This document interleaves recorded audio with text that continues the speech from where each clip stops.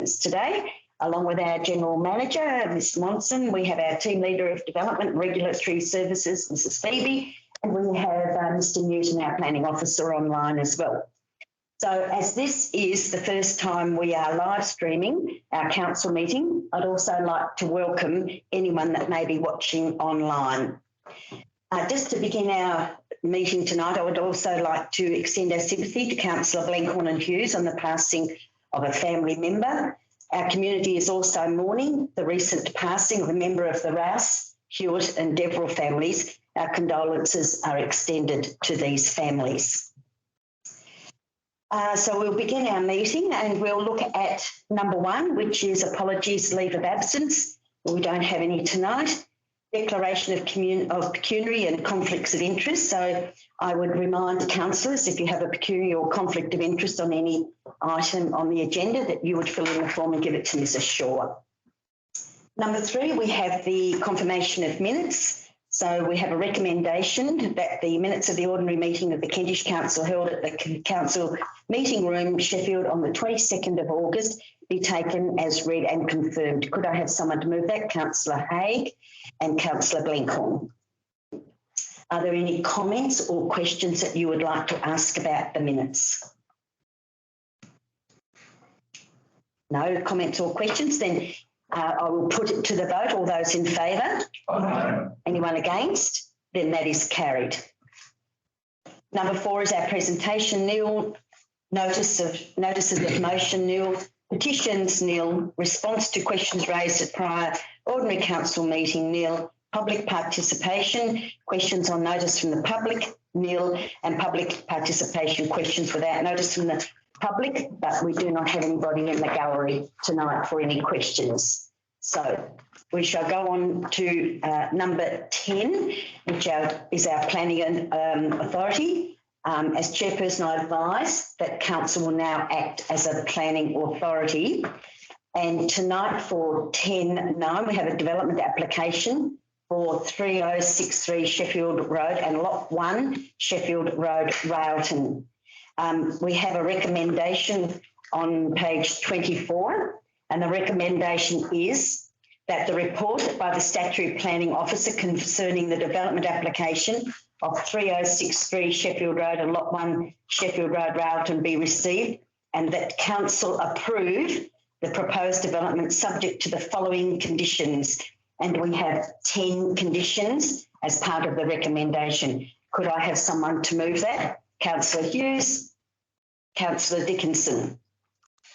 So I'm going to hand it over now to our planning officer, Mr Newton. Thank you for joining us tonight. And I would now like you to just go through this development application with us. Thank you, Mr Newton. Thank you, Madam Mayor. Good evening, councillors. Good evening, everyone. So yes, through the chair, I would like to just briefly provide a presentation just to go through as a summary in relation to the development application that's been received. So I trust that you'll see on the screen shortly PowerPoint presentation in relation to this application. It's for a proposed subdivision and consolidation, meaning that we have 2 lots with a substantial change to the basically a reconfiguration and a consolidation of those lots proposed being at 3063 Sheffield Road in Railton. So the subject site is located effectively halfway between Railton and Sheffield on Sheffield Road. There are both sites highlighted there.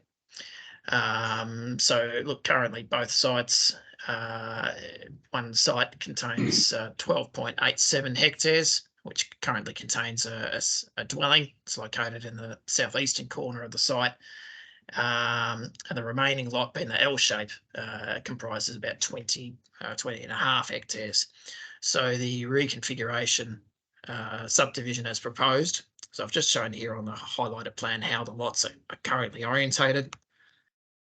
So if we go to proposed lot 1, which shows an area of about 26 and a half hectares, it basically encompasses the existing forest and woodland in the northern part of the site and encompassing all of the usable agricultural land on the western side of the creek. zoom in on detail on that plan, it is proposed to maintain the existing right-of-way over the adjoining land parcel in order to obtain right of access to Sheffield Road. And then the existing, and then lot 1 would be reduced in size to 5.8 hectares, and that comprises the existing dwelling and the wetter areas surrounding the creek. The land is zoned rural resource, which, as we know, is a predominant rural zoning outside the zone, outside the town and urban centres. Agricultural uses have priority in this zone, as well as other primary industry uses. So this application is discretionary, mainly due to subdivision in this zone. So basically any subdivision in this zone is discretionary in nature. One representation was received from the adjoining landowner to the west concerning the encroachment of a constructed road within the timber production zone land.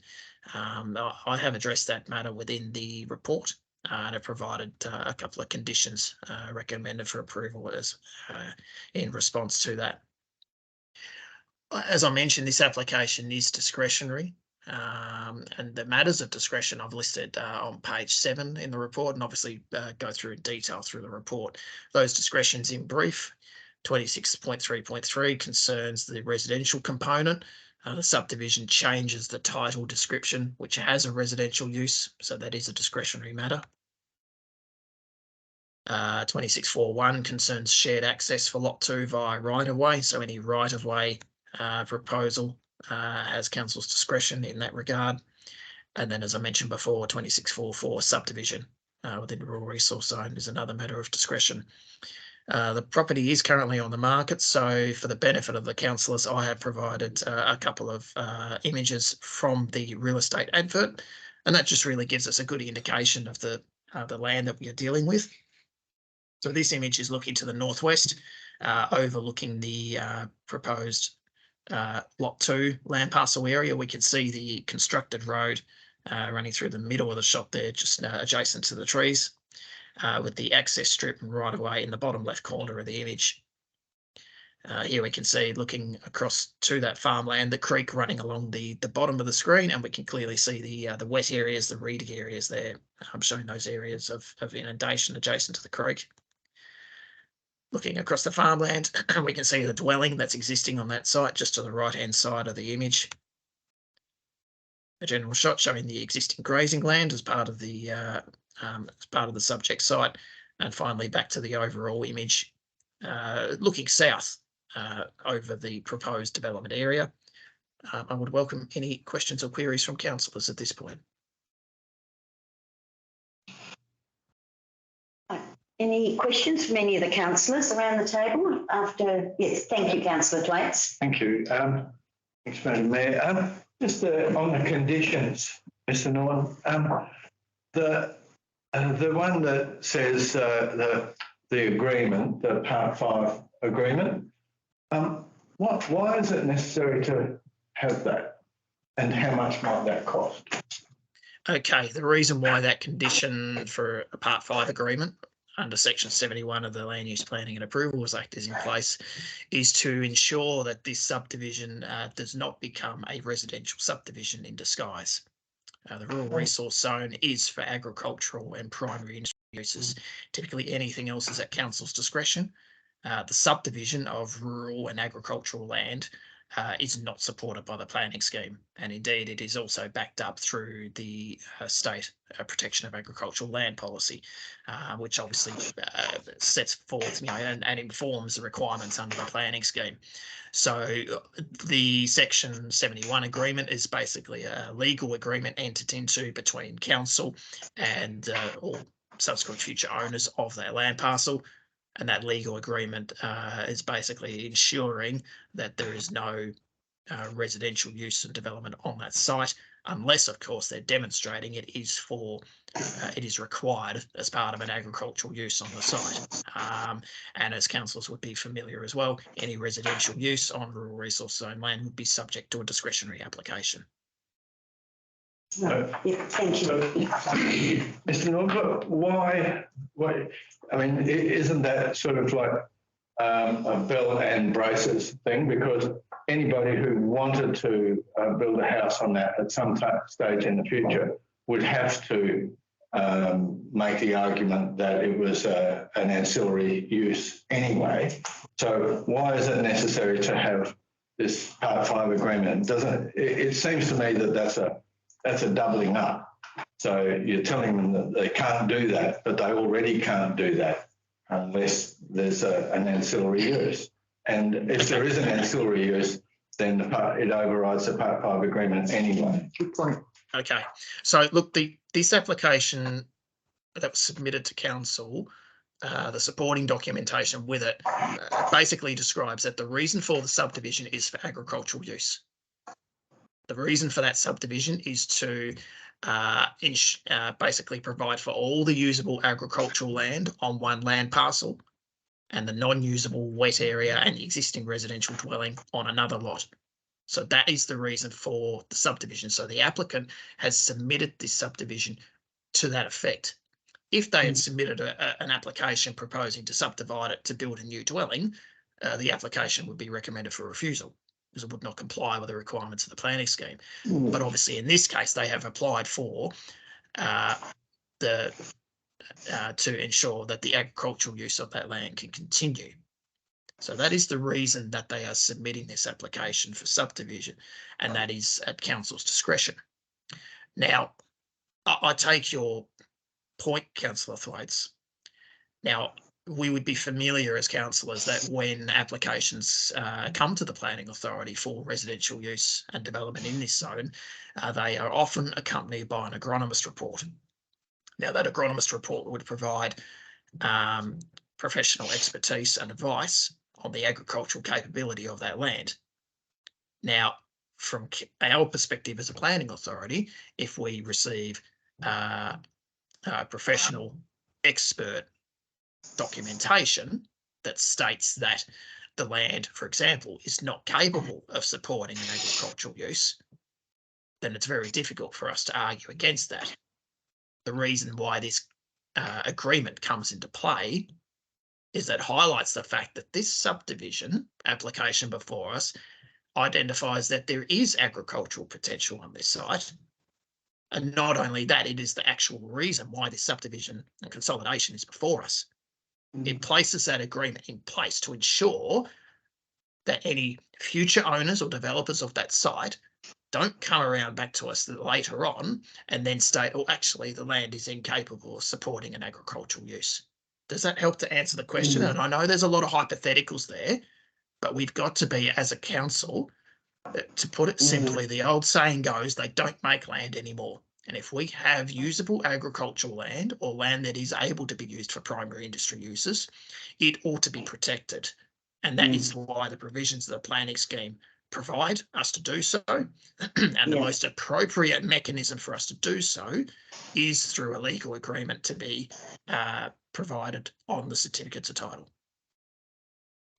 One more, yes. Thank you, Councillor Thwaites. I was sorry to harp on this, but there is a very large area of forest land on this, and a future developer may wish to build in some of the that forested area, subject to all the bushfire restrictions, of course, but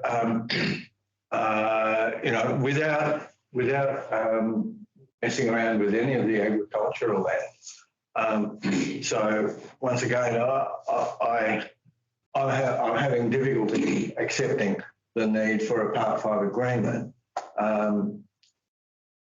Yeah, I'll leave it at that. Leave it at that. Well, have you got any more comment to make about that, Mr. I think you've given us a fairly good explanation of the Part 5 agreement, but Councillor Thwaites, you've still got a few questions that that are not quite answered clearly, or? Look, if I may just provide a bit more Yes. comments in relation to this. So Kentish Council, this has been the position of our council in relation to these type of subdivisions for quite some time, more than a decade.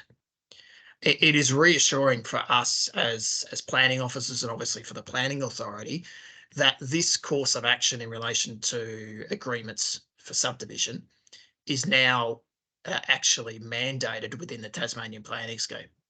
So I note that we are still under the interim planning scheme at this point, but into the future, when the Tasmanian planning scheme is fully commissioned, it is actually a requirement in the planning scheme assessment that a Section 71 agreement is actually entered into as part of that performance criteria. So there's no exceptions.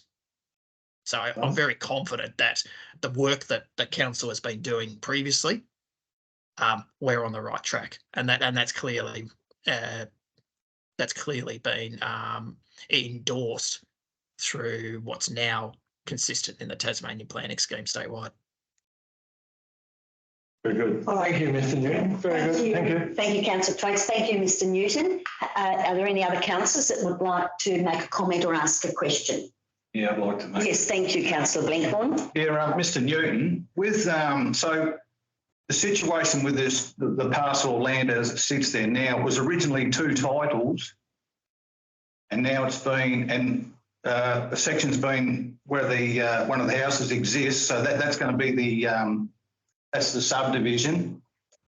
How come there was 2 houses on that property originally? Is that how do you actually get labelled to have 2 houses on the original property on the one title? I think it is. Is that right? Look, in relation to any existing development that may be on a site, ultimately it'll depend on when that development was approved. So as we know, multiple dwellings on a single title is no longer supported under the provisions of the planning scheme. I guess just to confirm what we are talking about, and what I might do is just quickly share my screen again, just to come back to the image that I believe we're talking about, which is this one here. So the dwelling on the right is on the subject title. The dwelling on the left is a yeah. Thank you. Does that come up now? Yes, we're right now. Thank you, Mr. Newton. Okay.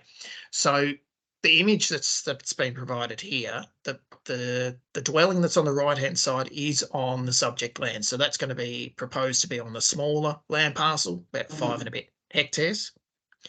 The dwelling on the left hand side, that's on another land parcel. It's not subject to this application. So I don't believe there are actually 2 dwellings on the subject site. Right. So it does look like they're close together, but they are on separate titles.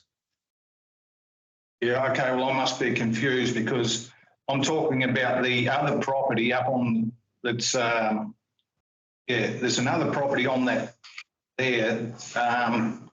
So what's that blanked out for? Is that being subdivided off as well? How many titles are we looking at? So we're looking at 2 titles. So if I speak to the agenda report, it might be easier rather than bring up my screen again. So if we have a look on page 9, which is just the general aerial view, we can see the 2 sites that are subject to this application. There is 1 dwelling on the existing lot, being 3063 Sheffield Road. That's why it's got the property address, because there is a need to deliver mail to the residential property that's there. And lot 1, which is the L-shaped block to the north, which doesn't have a dwelling on it. Now, on that land parcel, I'm not familiar. I don't believe there are 2 dwellings on that title. So unless you're referring to another area, Councillor Blenkhorn. Yeah, well, just on this map that I'm looking at, like, is it? Yeah. Which one's that, Councillor Blenkhorn? Just for page. What page is it on? Oh, it just looks like Are you on the last page, which is page 24 of our agenda? Yeah, 24. Page 24 of our agenda. 24. Yeah. Okay, I'll just nick to page 24. Wondering if that's the. Okay, so if we look in the southern part of the site, there are 3 buildings there. The silver roofed building in the stub, or the southern stub of the land, if I can describe it like that, is a farm shed. The other two buildings that are to the east of that building are on another land parcel, on an adjoining land parcel. Oh, right. No, well, that's where the confusion was. Sorry. Yeah. Yep. They share the driveway with the subject site, and that's where that the right of way I mentioned earlier is proposed on that. Hope that clarifies. Yeah, no, thank you, Mr. Newton. Yeah, clear that up. Thank you for the question. Great. Thanks, Mr. Newton, for your explanation. Are there any other questions from any of the councillors? No other questions? Thank you, Mr. Newton. I'm going to, we have a recommendation that the report be received and the council approve the proposed development subject to the following conditions. We have a mover and a seconder, so I'll put it to the vote. All those in favour? Aye. Anyone against? Then that is carried. And I'd just like to say thank you, Mr. Newton, for your report tonight and for all the work you've put into this development application and your response to the representative that put in some comments. So thank you for the work you've done and for coming online with us tonight. We appreciate it. Thank you.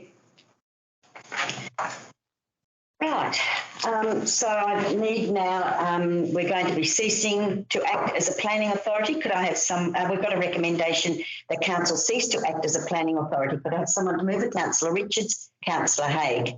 So all those in favour? Aye. Anyone against? Then that is carried. Thank you. We'll go over to number 11 now. We've got the Development and Regulatory Services Department.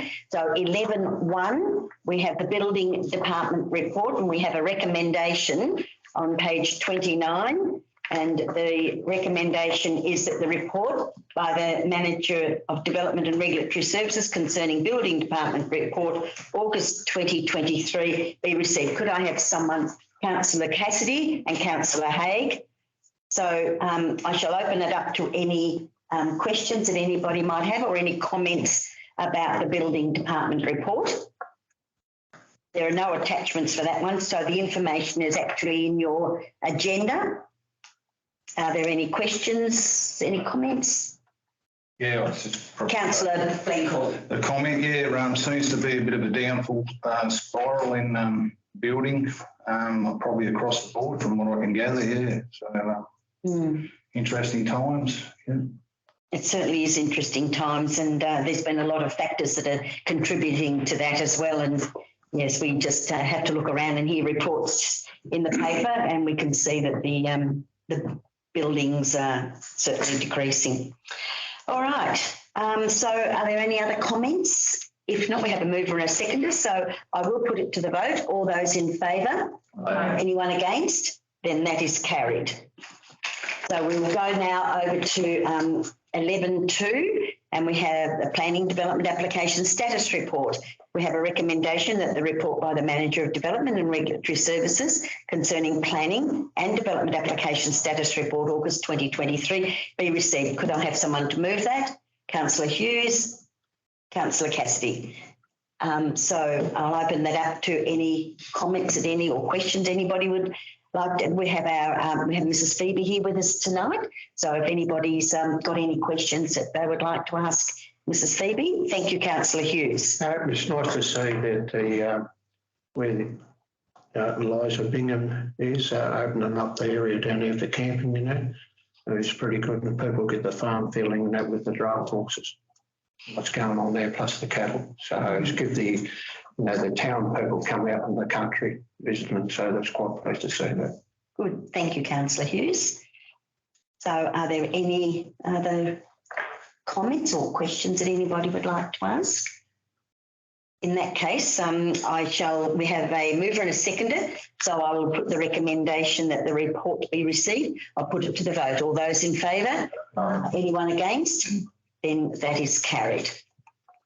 So we will go over to review of the dog management policy, and we have a recommendation on page 34, and the recommendation is that the report by the Manager of Development Regulatory Services concerning review of dog management policy be received and that council approve the revised dog management policy and as required by section 25 of the Dog Control Act of 2000, publicly advertised that the declared areas will remain in force for a period of 5 years. Could I have someone to move that?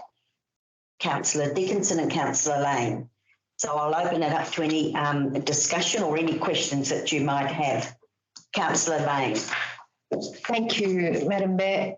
On page 32, the proposal and summary has said, pointed out those removals of off-leash areas at, it's the Sheffield Recreation Ground prohibited area to include on-leash. We have our wonderful dog park, which has 2 sections, but how will it be policed, or not policed, but how will it be monitored that dogs remain on lead in the rec ground if they are not in the off-leash area? How do we encourage people to do that? Are we going to have signage to say this is a? I might ask Mrs. Phoebe to answer that. Thank you. Through the chair, that's correct. We will, as part of the implementation of the revised policy, we will review the signage. We'll also do some notifications via Facebook, the Kentish Voice, just to remind people, and then generally we find in relation to compliance, the public soon let us know if there's an issue, and then we can get our dog control officer to do some extra patrols if there is an issue. Thank you, Councillor Lane. So yes, thank you. That would be wonderful. But I just really want to make sure that the people who are approached saying you cannot do that are more educated rather than receiving, infringements. It is a lovely area where people can do that, and I have seen well-behaved dogs do that. But I just want to make sure that we're not going to really be an enforcing, but we'll just remind everybody that these are the rules as set tonight, and with education, hopefully we'll see we will comply. People comply. Yeah.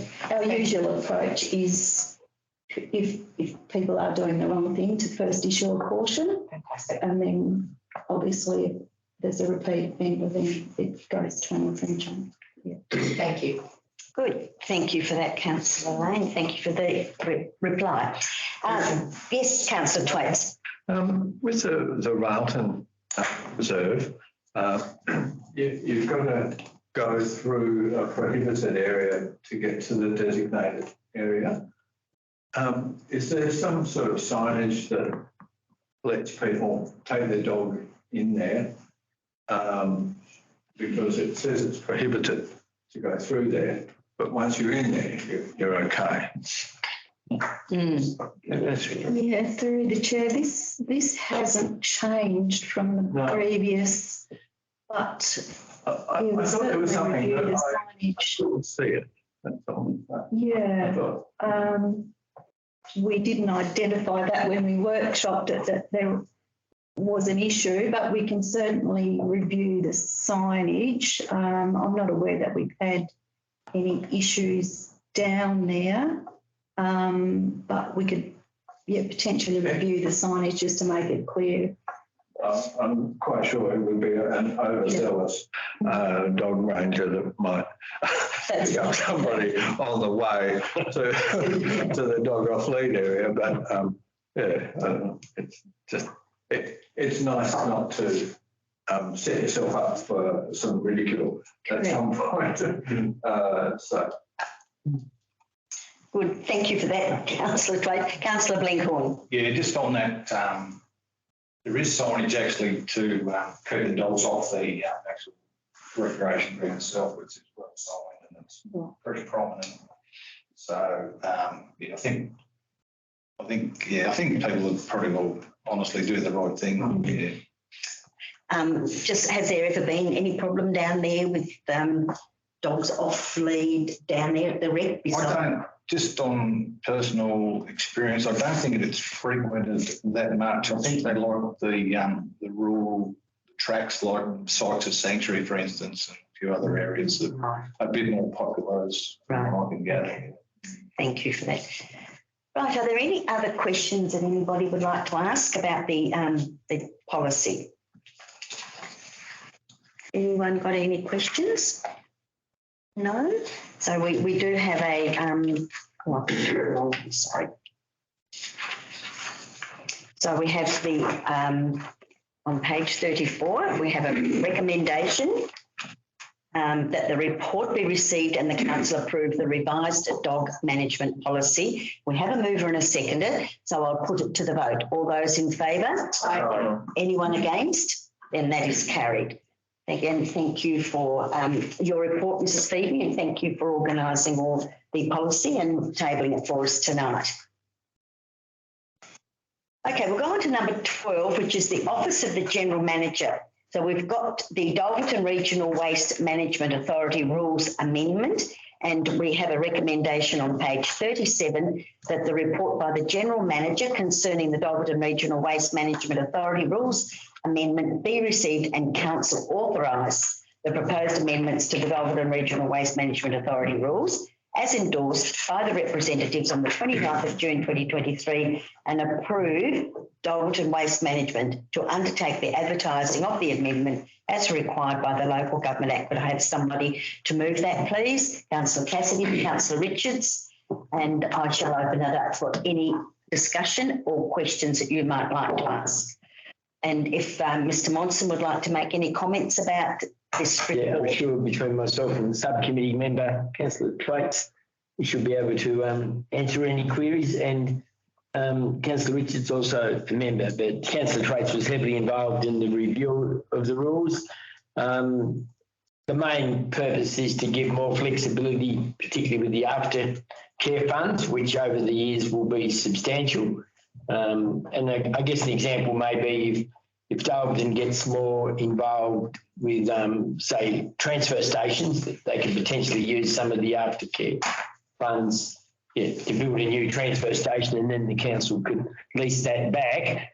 If funds are used from aftercare, well, then they would be charged an interest rate comparable to what you'd get it off the private sector. So I think that was the main purpose, is that you can get millions. So every tonne of waste that goes to Darwin has a levy on it, which goes to aftercare.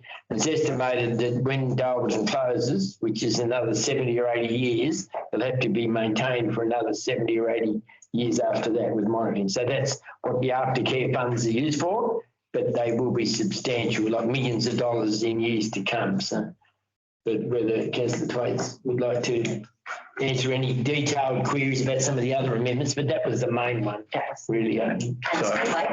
Thank you, Madam Mayor and Mr Ronson.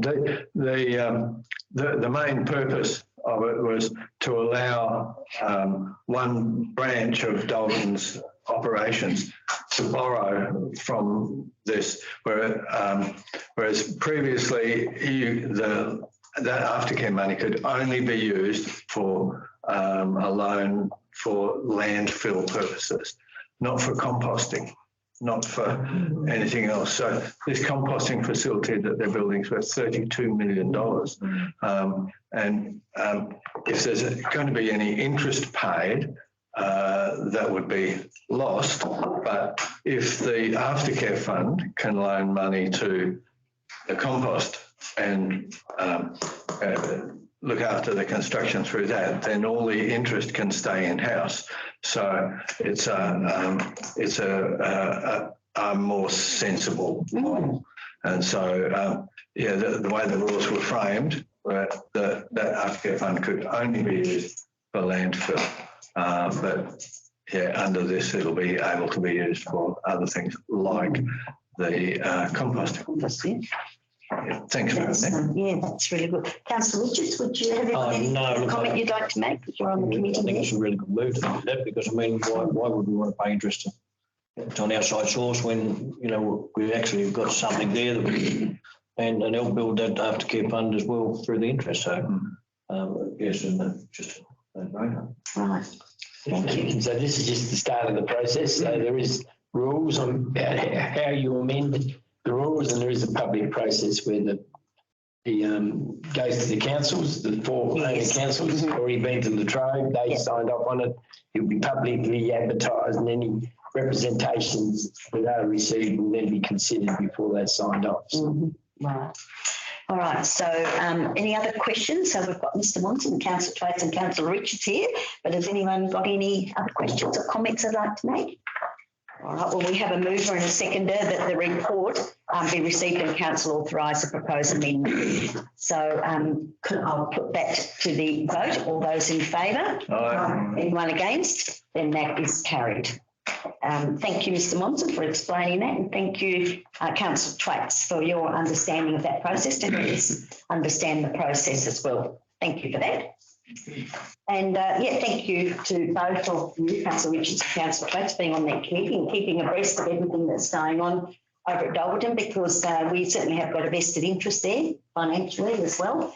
And it's good to be kept in up to date with all the information that's coming out of there. So thank you for your commitment to that committee.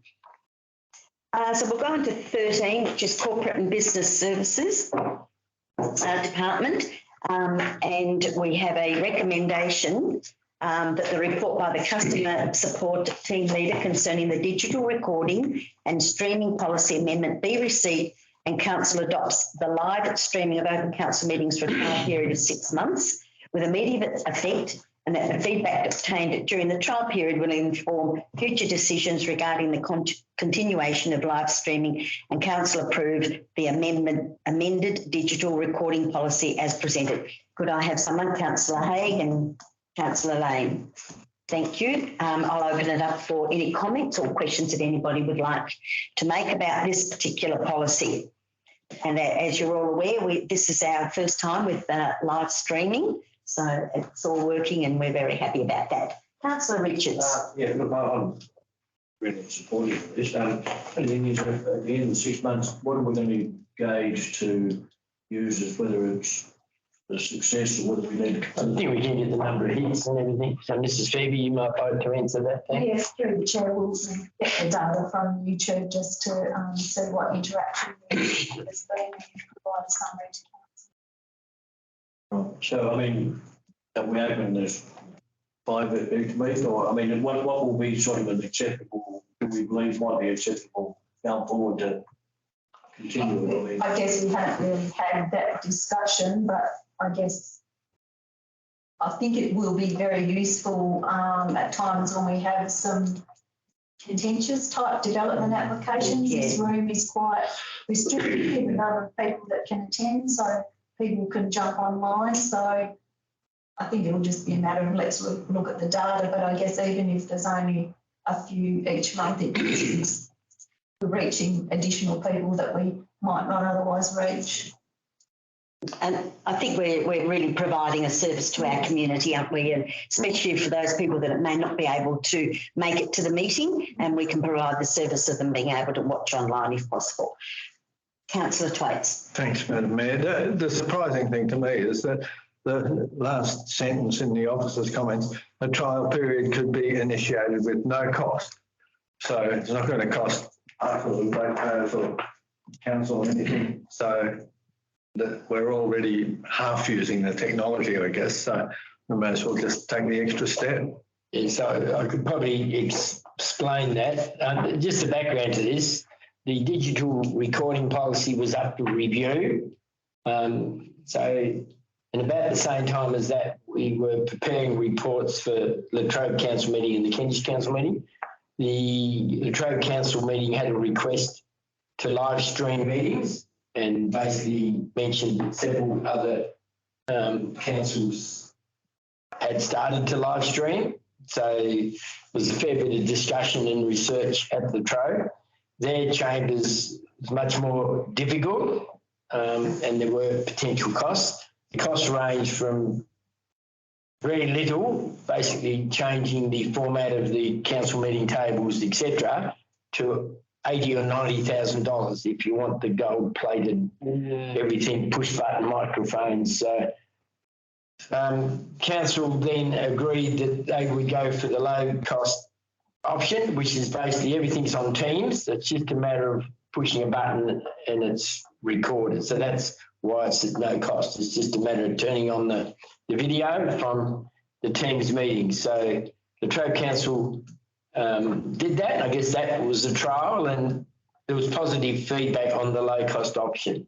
Then we discussed it here at a forum and there was support for let's try it here. There are some councils that have discussed live streaming, and I know quite a large city council have agreed they wouldn't live stream until it was the unanimous decision by the council, and they haven't achieved that, so they don't live stream. But more and more councils are starting to live stream. So where possible, we've tried to align the policies between La Trobe and Kentish.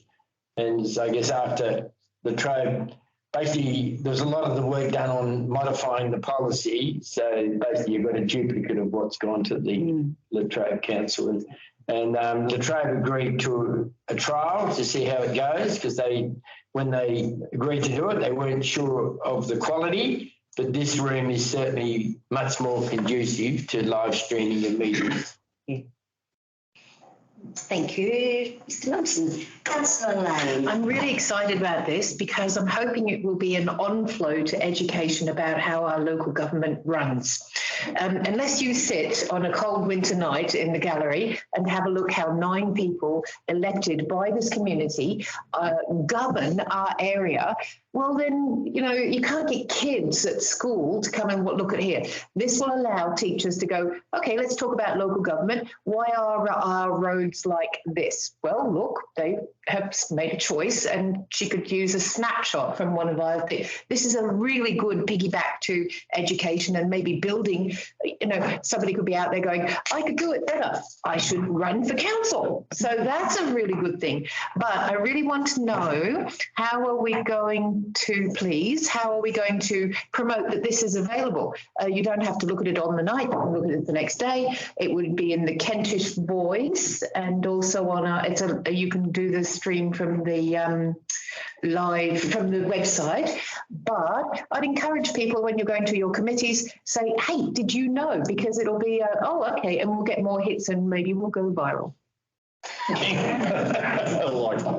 There have been some council meetings that have been live streamed, have gone viral, but you may not want to try and duplicate their efforts.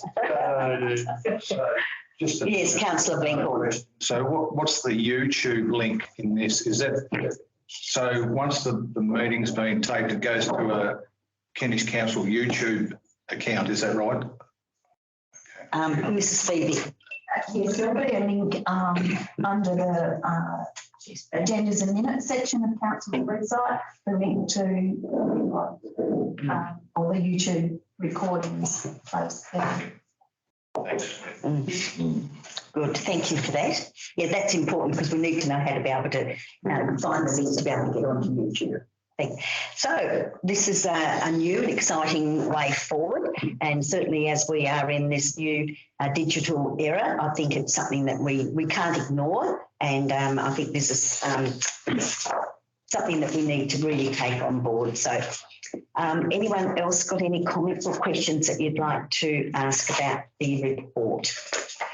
No, well, we have a mover and a seconder that the report concerning the digital recording and streaming policy be received, and the council adopts the live streaming of open council meetings, and council approve the amended digital recording policy as presented. All those in favour? Anyone against? Then that is carried. Thank you. Now we'll go on to our financial report. So we have a recommendation that the finance report of August 2023 provided by the team leader of finance be received. Could I have someone to move that? Councillor Lane, Councillor Cassidy. I shall open it up for any discussion that anybody would like to ask a question or make a comment about the finance report. Mrs. Phoebe is the acting manager of corporate and business services. I understand you've been briefed. Whether you'd like to add anything, Mrs. Phoebe, as a summary? Oh, I haven't really been briefed, but I've had a look through. So just from the summary at the front of the report, primarily the differences are timing variances. The $40,000 income variance in statutory fees and fines is primarily due to timing for dog registrations and food business registrations. Likewise, the rate collections are much better than same time last year, but again, that's a timing difference. The rates were late being levied and sent out last year. So as the months progress, we expect to see those variances sort of come back in line with the year-to-date budget. So if anyone's got any questions, I'm happy to take them on notice and provide you with a response. Anyone got a question? Thank you, Councillor Thwaites. Madam Mayor, in the commentary on page 3 of 12, the third paragraph down from operating budget variances.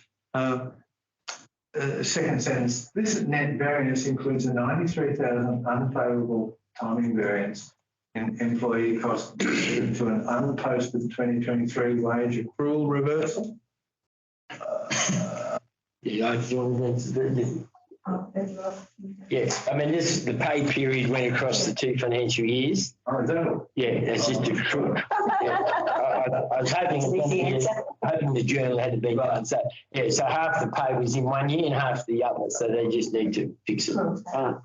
Thank you. Thank you. So I've got a question on page 8 of the report, and if we have a look there, we see that 90 days and over, there's still 20,674.82 owing, and the total outstanding for debtors is 67,612.08. That's quite a bit of money, and is this being addressed, or how is it being addressed? Through the chair, yes. Thank you. We have a standard process for dealing with outstanding debtors, but I can certainly follow up. I don't have the detail on me on what comprises that 20,000, but I will follow up on that and back to you. But I don't believe there's anything there of any concern. Okay. Thank you very much, Mrs. Pheaton. Right, Councillor Thwaites. Question just about the finances in general. So there's a date in August that the reports have to be with the auditor. How are we going with that? Yeah, they haven't been finalised yet. I think there's 2 issues that added to the delay. The senior accountant left like at critical time. So I had a new accountant who's doing a good job, but yeah, working with Mr. Cock, and also the revaluation of all the assets, etc. with inflation. That's been a very big job. So, but they're getting, over the next 2 to 3 weeks, we'll get there. Thank you. Good. Anyone else? Yes, Councillor Blenkhorn. Just on the Kentish investment summary, as of 31st of August, total funds 12,285,210. Is that unrestricted cash? Is that unrestricted? Is it? Well, no, all of it would be unrestricted. Around about 4 million will be due to be paid off some loans we took. Remember when the COVID came, we took up around about $5 million worth of interest-free loans from the state government, I think at 1.15%. So we've agreed previously in our long-term financial plan that the bulk of that will be paid off. So at the moment, that's sitting, most of it would have been spent, but we are due to pay that off after I think in June next year. There's $1 million roughly that will be rolled over. That was for the visitor centre and the art centre. I guess it's probably not unreasonable that you take that over 10 or 20 years. The future generation will get the benefit of that. Under our long-term financial plan, I think we try and keep around 2 or 3 million of unrestricted cash, and we were meeting that. And that's, I guess, the unrestricted cash is basically for unforeseen events.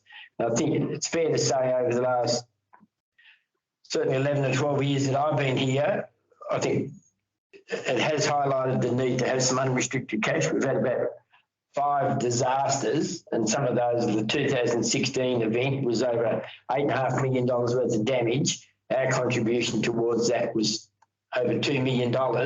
We've been able to fund that. Even the storm event last year was well over $1 million, and our contribution is a few $100,000, and we were able to fund that without having massive increases in rates. So it is important that we continue to aim for underlying surpluses, which then will go back to the cash in the bank to hopefully be able to react to these disasters which we seem to be having. Yeah, no, just another thing, I've just noticed that interest rates on cash investments is rising slowly, which is a positive.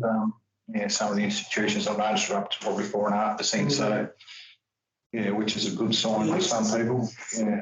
It's going back about 12 months ago, like they were rolling them, when interest rates were low, they were rolling them over, very low. And as they matured, we've put them on with the rising interest rates to try and get the best value.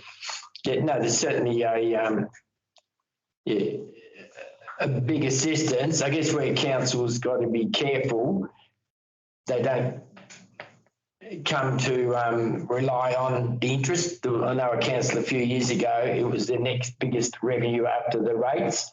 And then when they started to spend some of that money, it was a real hit, because if you start saying you're always going to have this high interest rates, and then all of a sudden, like they did in the, 3 years ago, drop to zero, you're going to have a big hit to your bottom line. So it ought to be seen as some nice to haves, and you shouldn't become to rely on that interest from the money in the bank, because it can disappear very quickly. Good. So this is the finance report. So any other questions or comments that anybody would like to make? No. Well, we do have a mover and a seconder, so I'll put the recommendation to the vote. All those in favour? Anyone against? And that is carried. And thank you, Mrs. Phoebe, for stepping in to answer any questions for us. So we're going on to number 14 now, Infrastructure and Assets Department nil, Operations Department nil, Information. So 16.1, Council Forums. We have a recommendation that information on topics discussed at the 5th of September 2023 Council Forum be received. Could I have somebody move that? Councillor Hagan, Councillor Hughes. So any comments or questions about those topics that we discussed at the forum? Everyone's happy with that? Yeah. Councillor Richards. Just was interested in the next day after we discussed the cat problem. Federal government came out with an idea to try and control feral cats better. I don't know how effective it'll be in areas like our areas, but certainly I think on the mainland and some of the bigger areas in open areas where it'll be more effective. But it was quite interesting. I left home at here that night, and down there there's Sakana and damn more. There's 3 cats there on the side of the road. 3, you see, I just thought they'd go home. I mean, either 3 dump out, maybe one was Tomlin or something, but they were certainly there in an area where, you wouldn't expect to see cats, Yeah, that's right. Good. Councillor Hughes. It was very interesting, the report was in the Tassie Country and that, which I passed it on to you, Hagley. And it is a big problem out in the rural area where people are dumping cats, especially around the dairies. And a big problem. I know my brother down at Roger River there, he's got a problem down there. The cats are dumping there as soon as the cow's calving, because they go for the afterburst and that too. So it's total disgust at the way people are handling cats. Yeah, well, it's good that we're sort of looking into the issue, and the federal government, pardon me, the federal government is certainly looking into it too with bringing out some policy and procedures. Right, any other comments about the council forum? Oh, we do have a recommendation, so I'll put it to the vote. All those in favour? Anyone against? Then that is carried. So we have the delegates report, and we have a recommendation that the delegates reports be received and noted. And I have someone to move that, Councillor Cassidy, Councillor Dickinson, and I shall open it up for discussion. I've got a list of the things that I've been attending over the last month, and there was some really good things to go to, and lots of variety of events or functions or just people that we're connecting with. I had a meeting with the Leader of the Opposition, Rebecca White, and she's very interested in our area and what was wanting to know, what our priorities are for our district. So had a very constructive meeting with her, and a couple of radio interviews too, which are always interesting. All right, so Councillor Twaits, have you got something you would like to add to our delegate report? I would just like to thank you, Madam Mayor, and our Deputy Mayor for attending the Mount Roland Land Care annual meeting, and taking the chair for the changeover of officers. It's great to see council represented at a number of annual meetings here, but that one's the group that I'm the delegate on, one of the delegates on, and it was great to see you there. Thank you, both of you.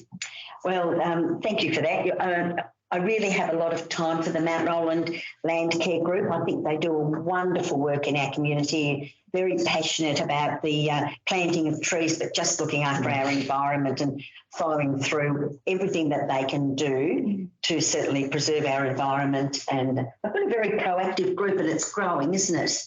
So it's really positive. And they've got a new president in Tracy Kelly, and I think she's going to step into the role very nicely and do a great job. So thank you for that. Anyone else? Councillor Hughes.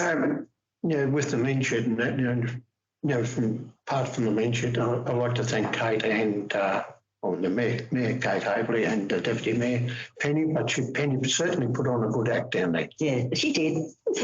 She was going to cry when women were not accepted into the men's shed. Yeah.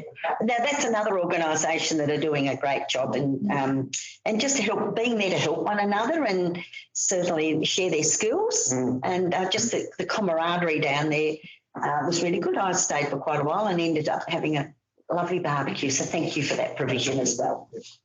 Right. Anyone else been to any meetings or attended any functions? Councillor Richards. Yes, right. Attended the Ron Hall meeting the Saturday in September, and got a few issues there at the moment. Our secretary resigned abruptly 2 or 3 weeks prior to that, and firstly at our trivia night. She was going to organise that and sort of pulled out it, so I was lucky that another member took that on and ran with that. But at the meeting we decided, well, the whole probably needed working meeting. The last Thursday morning from 9 to 1 o'clock, 14 people turned up. So if you're not in the committee, just turned up, and so the whole inside was scrubbed out, walls. So and they were great to clean a lot of the things that had been cleaned out for 20, 30 years in cupboards and things that they found. So the whole the inside of the hall looks really good now. It's been washed and so forth. So it was just really pleasing. Quite a few people not involved on the committee that just turned up the office and scrubbed it out. So. Yeah, I think it's wonderful in a small community like Wilmot when everybody gets together because they really value the assets that they've got in their community, so they want to get in there and really help. And as I say, many hands make light work. So that was a wonderful outcome for you. And Councillor Lane, did you have something you wanted to say? Yes, thank you. I'm not the rep for Barrington Hall, but I understand they had a meeting. Plus also, I want to remind the people of Kentish that there's a dusk movie at Railton in the park this weekend on Saturday, and it would be lovely if lots of people went there and enjoyed the Addams Family movie. So that happens at dusk on Saturday at the park in Railton. Thank you for that. Councillor Hughes. On Saturday night, I went to the Sheffield Football Club dinner. Oh, good. And it was really packed out. The people there. It was a very good night, very moving night for the Devil family and that. And the boys took out a fair few trophies and that, which is good to see. And also Cindy Dunlop's family donated the trophy, which is in remembrance of Robbie Dunlop. So it was a very good night. And my word, the club is going forward and very forward. And I've spoken to a fair few people, what they've done over the last, few months, years and that. Yeah. It's got it moving and that. In the right. But there is a fair few school kids playing in the reserve, which is good to see. And the reserves won the grand final, so that was wonderful, wasn't it? So I did write a letter to the club. Yes. I don't know whether it was read out on the. No, your letter was read out, was very well received, and Milo read the letter out. I think it's good to acknowledge when the community groups are doing well and they've got their dinner and they've won the reserves. I mean, that's the sporting club that really looks after our young people and is a centre for our community activities, and especially when we're looking at all the work that we want to do down at the Sheffield Recreation Centre, and knowing that the football club's really going ahead, it certainly helps us with our decision making. So that's wonderful. Yeah. Great. And on top of that too, the general manager, could you pass a letter on to Jason who's done the repair after the ground? He's done a wonderful job. You will see him Monday, aerating the ground right around. He spent all day there.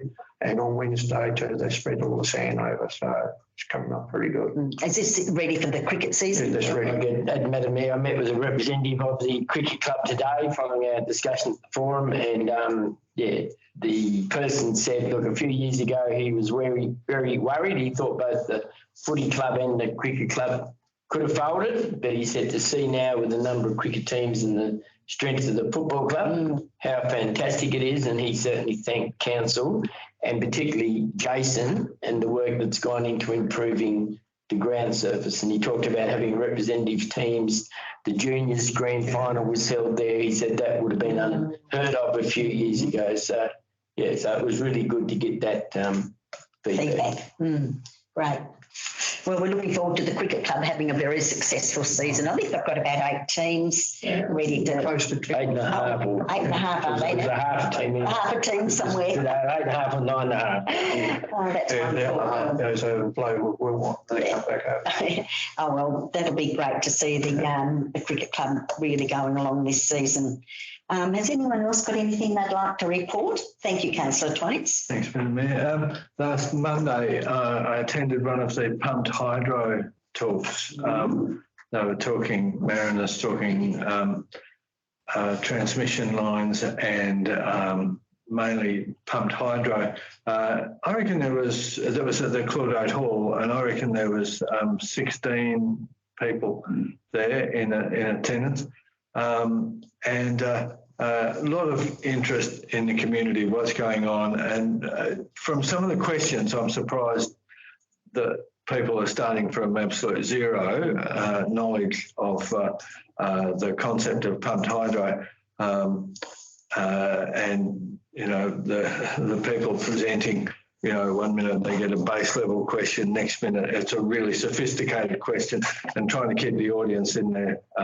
But they had half a dozen representatives there from the hydro, and they take so much care with their presentation that people understand and always. I think that whether you're for it or against it, they're doing absolutely the right thing to educate the community as to what's going on, and I think they're doing a good job. It's very fascinating, and I'm a bit sad that the latest publicity may mean that the pumped hydro may not go ahead because they're only talking one cable.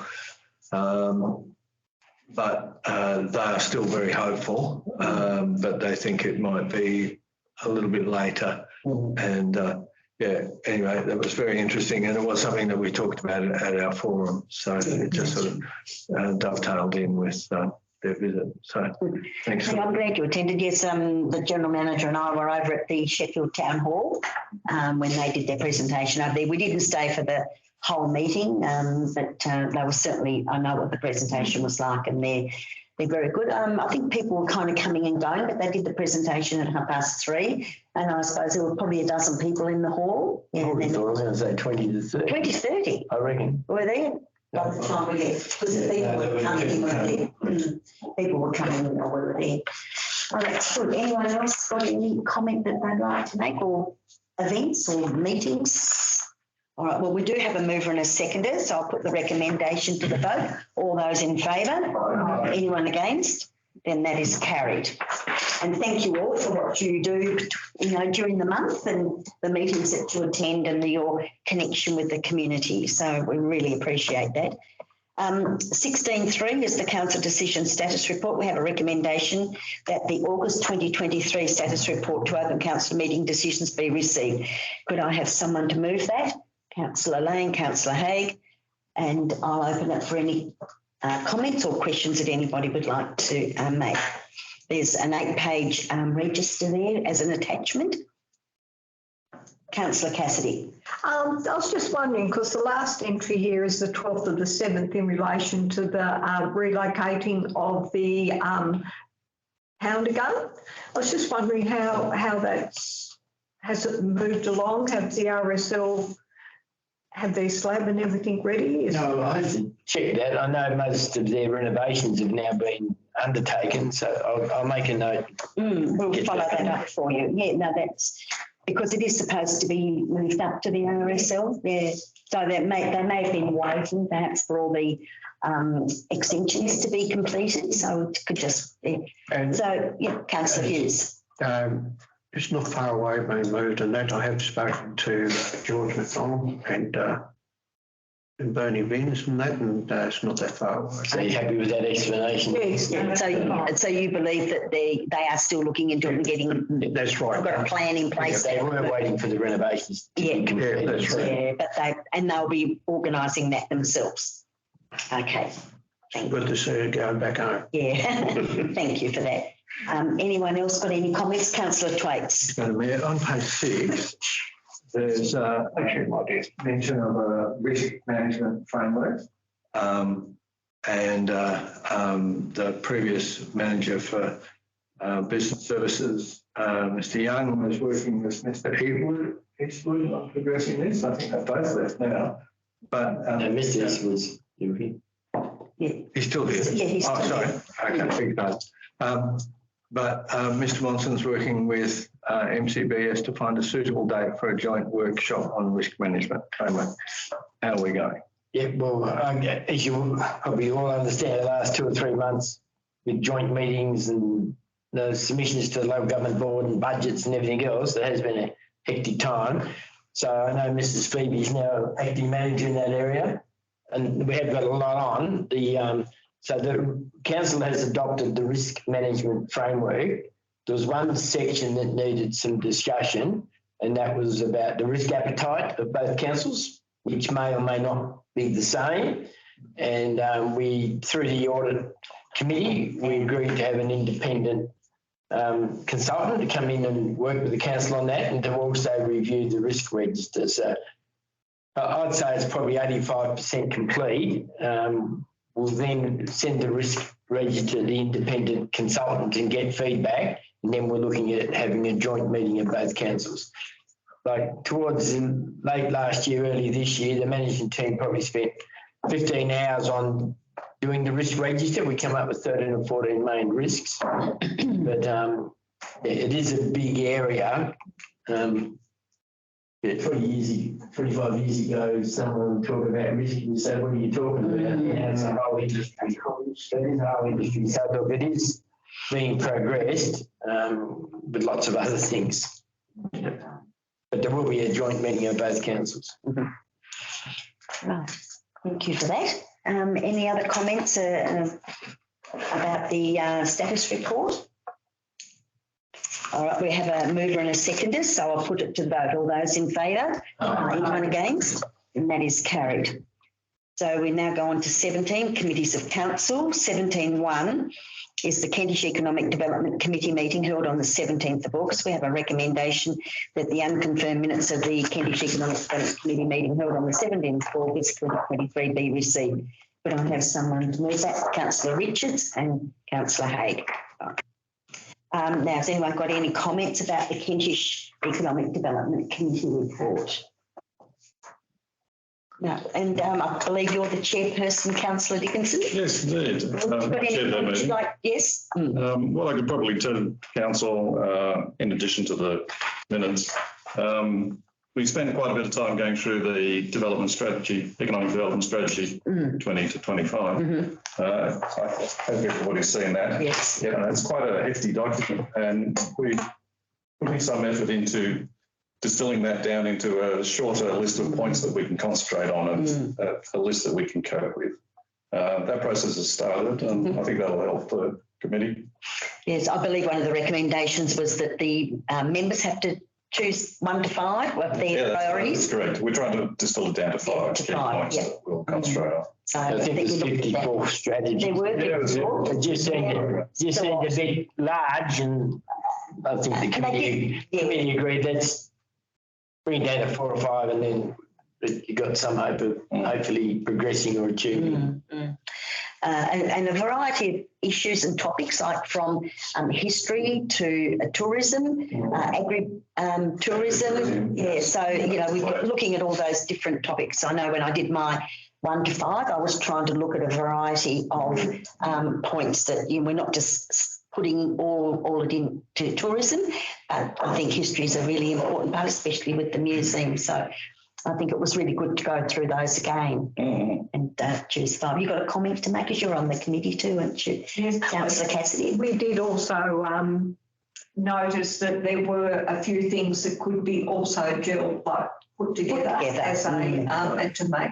Yes, condensed. So, and Councillor Hughes, you're on the committee too? On the committee and I picked out the 5, spread it over the history and all that, and all over. And it's very interesting when you read through the whole 54 of the items and that. You look at it, so like Councillor Cassidy said, some of them can go in together, which I have done and that. And I appreciate what's going on, and Phil's done a good job.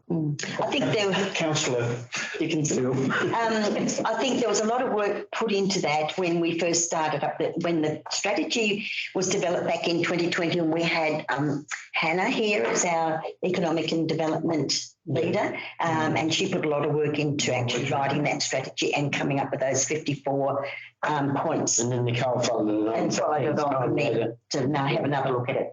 Councillor Richard, you're on the committee too? Yeah, look, I thought it was a good meeting, and I thought Greg's idea of this co-op, that'll be interesting to see what sort of feedback he gets and sort of information, because I'm a pretty strong supporter of co-ops. I'm just not 100% sure just how this will work properly, and so I'll be interested to see what he can come back with and put to us to see whether we, want to try and push it a little bit further or not. So. Through the last Cradle Coast meeting, there's another idea which is similar to co-op. So there's a suggestion Greg contact the new Economic Development Officer at Cradle Coast Authority to look at that. Cradle Coast Authority has been selected as a trial for Australia, and it's similar to cooperatives, but for place-based capitalism. So we'll look at that too. That's another option. Right. Right. Anyone else got any comments? Yes, Councillor Thwaites. Question, Madam Mayor. Item 8.4 says Mayor Haverley to write to the Minister with regards to Ralph's land. Yes, that's been done. Been done. Yes. Thank you for doing that. I can assure you that we wrote a letter to Minister Archer, Elise Archer, and that's gone. Been dragging on for such a long time. It certainly has. I haven't got a response back yet, so but it has gone. Thank you for doing that. No worries, and thank you, Mrs. Shaw, for following that up too. Any other comments or questions? All right, so we do have a mover and a seconder, so I'll put the recommendation to the vote. All those in favour? Anyone against? Then that is carried. So we go on to 17.2 now, which is the Kentish Council Audit Panel meeting. We have a recommendation that the unconfirmed minutes of the Kentish Council Audit Panel meeting and the Kentish Latrobe Joint Audit Panel meeting held on the 29th of August 2023 be received.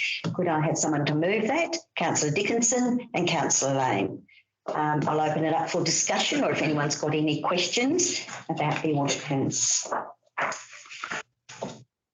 So there's the Kentish meeting, and then after the Kentish meeting, there's always a combined meeting with the La Trobe representatives. Anyone on the audit panel want to make a comment? Councillor Lane. Just that the minutes, it's complex, and it was really refreshing. After the staff leave and you get the ability to have a fantastic snapshot of how we're running. It's an important committee and I'm really grateful to be part of it. The minutes are very thorough, so yeah. All good. Thank you. Anyone else got any comments? All right, well, we've got a mover and a seconder, so I'll put the recommendation to the vote. All those in favour? Anyone against? Then that is carried. Go on to 17.3, the Sheffield Recreation Precinct Advisory Committee held on the 13th of September.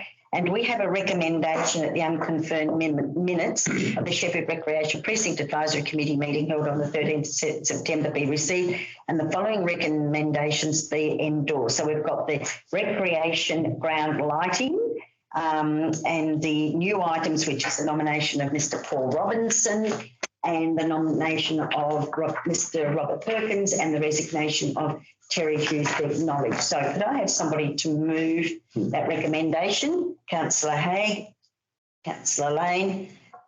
I'll open it up for discussion. If anyone's got any comments or questions they'd like to make or to ask about from that committee. Councillor Hughes. Through the chair, Councillor Mayor Hagley, I'd like to thank Gerald for sending the letter today I received in the mail. I very appreciate what you have said, and I have been on the committee since 2014, and I have seen it come a long way. And it's very good. They're very good work in it, and also to Councillor Don Plates when I first went on there. So very appreciate that as well. So you're not on the committee now because of your association with the membership? And also conflict of interest. Yes. Yeah, so we appreciate the work that you've done over those last 9 years. So thank you. Right, anyone else got a comment about the Sheffield Recreation Precinct? Councillor Blencorn. To someone who's on that committee. Yes. Dot point one, that the Building and Facilities Coordinator submit a proposal to improve lighting at the recreation ground for consideration in the mid-year budget review. Is that actual ground lighting, or is it what lighting is that? Well, so the lighting on one side of the ground comes from a hydro pole which is on the roadside, and so I also sent out an email today. Some information came through from the federal government. There's $100 million being made available for, I guess, energy efficient lighting. So this may be something that's worth looking at. But so to have one side of the ground lit from basically behind the change room facilities, I could understand it's probably not very satisfactory. They weren't talking about, I think they're talking about $7,000 or $8,000, but it had been discussed for quite a time. I did attend that meeting. You probably recall at the previous meeting, sent you a bit of frustration, so hopefully my attendance helped. I thought it was quite a good meeting. I think they agreed to draw a line in the sand on a couple of frustrations they had, and hopefully we can move forward. But lighting was one of those issues that had frustrated them for a long time. Right. So the recommendation is to submit a proposal. Yes, but in the meantime, this program came through today. Yes. And I will ask Adam, I'll send it to Adam to ask him to look at it, because this could be an opportunity to do so. So just clarify that again, the program, is it federal funding, state funding, federal funding? Yeah, $100 million. $100 million, yeah. For energy efficiency. Yes. So it could include lighting and other things. So. Yeah, wonderful. Councillor Lane. As chair of this committee, I'm very grateful that Gerald was there. I celebrate our staff. Adam was Mr. Parsons was very learned about, and to think that he hasn't necessarily been part of that for such a length of time. He obviously had done plenty of research into what was needed of him. So yeah, the staff were excellent, and it was a very robust meeting where we discussed at length all sorts of issues across the representations. And the men shed are working towards having their own voice, which is very refreshing, but there are little steps that have to be done to make that a real. Okay. All right, thank you for that. So anybody else got any questions I'd like to ask? All right, well, we do have a recommendation that the unconfirmed minutes be received and the recommendations be endorsed. So I'll put the recommendation to the vote. All those in favour? Aye. Anyone against? Then that is carried. So we go on to 18, the Council Joint Authority and other committees, nil, urgent business, nil, closed meeting, recommendation that the following items be discussed in closed session. Could I have someone to move that? Councillor Hughes and Councillor Thwaites. Thank you. Any comments about the following items? As there's no comments or questions, I'll put it to the vote. All those in favour? Anyone against? And that is carried. Right, well, this concludes the open section of our council meeting, and thank you all for your contribution to our meeting tonight.